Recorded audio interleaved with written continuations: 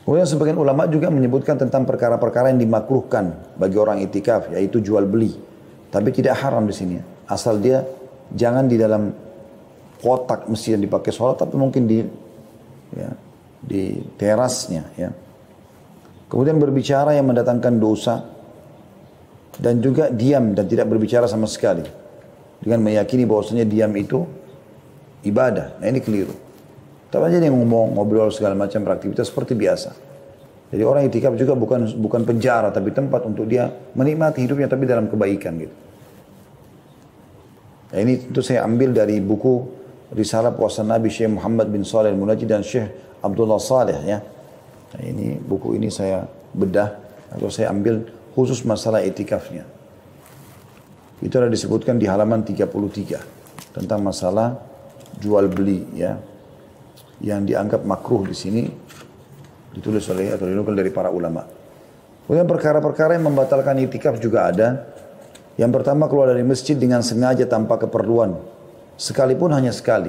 Dianggap itikafnya batal. Kalau dia masuk lagi berarti dia kayak itikaf baru. Gitu. Yang kedua bersetubuh. Kalau dia pulang ke rumahnya dia biologi sama istrinya maka dianggap batal itikafnya. Yang ketiga gila dan mabuk.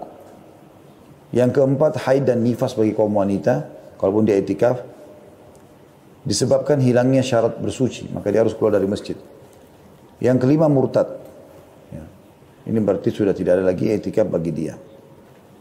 Kalau waktu memasuki itikaf dan waktu keluar, bila seseorang memasuki masjid dan berniat untuk takarrub ilallah atau mendekatkan diri kepada Allah Subhanahu wa taala, maka ia telah terhitung beritikaf hingga keluar dari masjid. Apabila ia meniatkan beritikaf pada 10 terakhir bulan Ramadan, hendaklah ia memasuki tempat i'tikaf sebelum matahari terbenam, menjelang malam ke-21.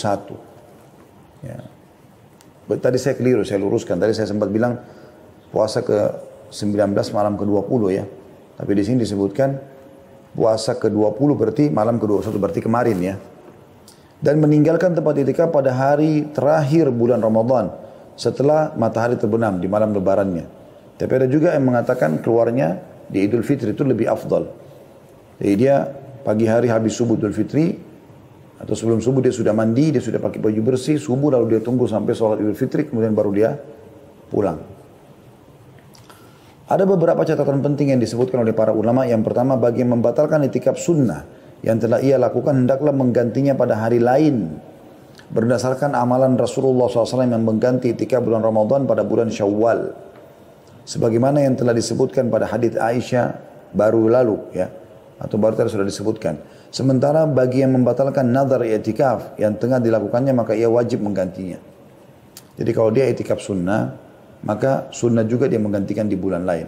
Kalau itu adalah nazar, misalnya kalau saya sembuh penyakit saya mau ya itikaf di masjid 3 hari. Maka ini dia harus melakukan. Kalau dia tidak bisa, dia masih sakit misalnya, maka dia wajib melakukan di hari lain. Tapi kalau sunnah, maka sunnah juga dikerjakan atau digantikan di hari lain. Itu yang pertama. Yang kedua, kaum wanita boleh beritikaf di dalam masjid jika terjaga dari fitnah dan diizinkan oleh suaminya jika bersuami ya, orang tuanya, ayahnya kalau belum menikah. Jika ia beritikaf tanpa izin suaminya, maka ia boleh diusir dari masjid tanpa ada perbedaan pendapat dalam masalah ini. Demikian dituturkan oleh An-Nawawi. Karena dia melanggar, dia nusyud, nggak boleh.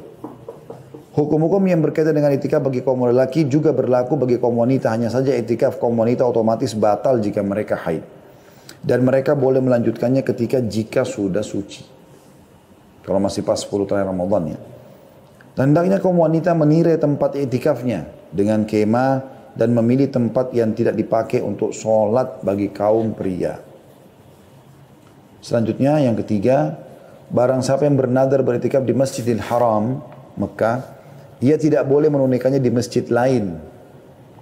Kalau misalnya dia nadar, dia mengatakan, saya kalau sembuh dari penyakit, saya mau itikaf 2 hari di Masjid Haram Mekah. Lalu sembuh betul, dia nggak boleh ganti masjid lain. Karena Masjid Haram lebih mulia daripada masjid yang lain, tidak bisa diganti. Jika ia bernazar beritikaf di Masjid Nabawi, ia wajib menunaikannya di Masjid Nabawi atau boleh di Masjidil Haram. Kenapa? Karena Masjid Haram lebih mulia daripada Masjid Nabawi. Maksudnya lebih banyak pahalanya.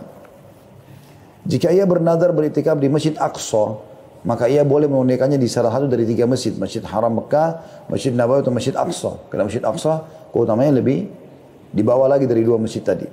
Sementara bagi yang bernadar beriktikaf di selain 3 masjid tersebut dan tidak menentukan masjid tertentu, ia boleh menunaikannya di masjid mana saja. Tapi ini nazar ya. Karena nazar kan hukumnya wajib ditunaikan.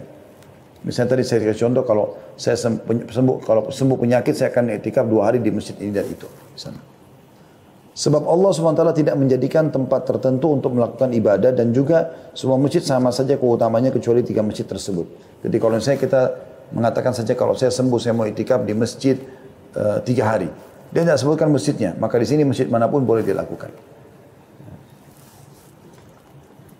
Kata Syekh Muhammad di sini, wahai saudaraku, segeralah menghidupkan sunnah Nabi ini dan memasyarakatkannya di tengah-tengah keluarga, kerabat dekat, saudara-saudara dan teman-temanmu, serta di tengah masyarakatmu.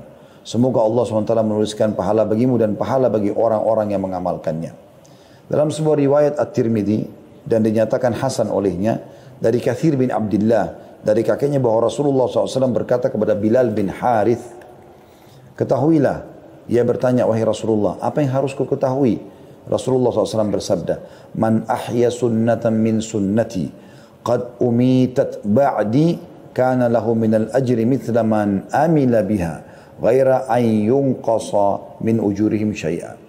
Barang siapa yang menghidupkan salah satu sunnahku yang telah diabaikan, maka ia akan memperoleh pahala seperti orang yang mengerjakannya tanpa dikurangi dari pahala mereka sedikit pun. Di sisi lain, beberapa faedah yang dapat dipetik dari sunnah iktikaf adalah pembinaan jiwa dan melatihnya dalam mengerjakan ketaatan. Hal ini sangat dibutuhkan oleh kaum muslimin, terutama secara khusus da'i. Tinggal 2 amal teman-teman sekalian saya ringkaskan. Umroh secara umum di bulan Ramadan besar sekali pahalanya. Karena kata Nabi SAW dalam hadis Bukhari Muslim, umratun fi Ramadan ta'dilu hajjah. Pahala umrah di bulan Ramadan sama dengan haji bersamaku. Atau sama dengan ibadah haji, maaf. Saya ulangi, pahala umrah di bulan Ramadan sama seperti haji. Dan dalam riwayat lain ditambah hajjatan ma'i. Sama seperti menunaikan haji bersamaku. Tentu sekarang subhanallah masa pandemi lagi ditutup ya. Tapi kan ini baru sekarang. Saya pun setelah 45 tahun melalui hidup ini.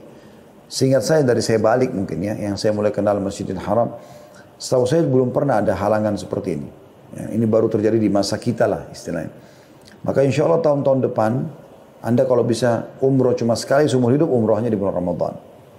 Kalau bisa 2 kali setahun, maka satunya bulan Ramadan. Intinya kalau bisa berapa kali pun dalam setahun Ramadan jangan sampai luput. Ya, usahakan ini. Terutama kalau kita hubungkan dengan bahasan kita di malam Lailatul Qadar. Atau di malam ganjil. Makanya kita temukan di malam 27 itu luar biasa penuhnya. Penuhnya luar biasa Masjidil Haram itu. Ya. Luar biasa penuhnya, mengalahkan haji bahkan, gitu kan? Karena banyaknya orang yang mengenal atau mengejar Lailatul Qadar ini.